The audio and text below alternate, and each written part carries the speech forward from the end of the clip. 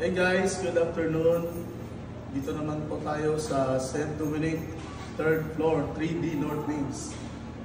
Let's go! Ito ko sa inyo ang aming mga gawa.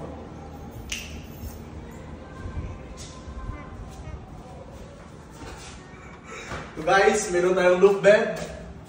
Kasi yung unit dito is high ceiling. Ginawa natin yung loop to para magawit dalawang space. Kitchen nila, existing kitchen. Then, nag-TV rack tayo dito. Nag-design tayo ng cladding para si client na yung bala kung paano niya papagandahin. Pero ito yung request ng ating client na. Dito yung wardrobe nila, existing din. May nilagay doon na nagpunting design dito, pero may sofa pa dito na nilagay. Then, dito may mirror at cladding din. Ang cladding purpose ito para ma-access natin yung electrical papuntang itaas kasi para hindi makita yung wire ginagamitan natin ng cladding.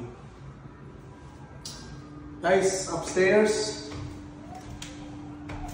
kita nyo guys, sobrang linis, sobrang maganda.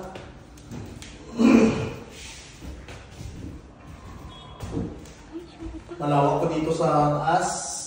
At request ni owner, gusto nila dito yung office table, computer table para makapag-trabaho dito kahit dito siya. Dito yung bed niya.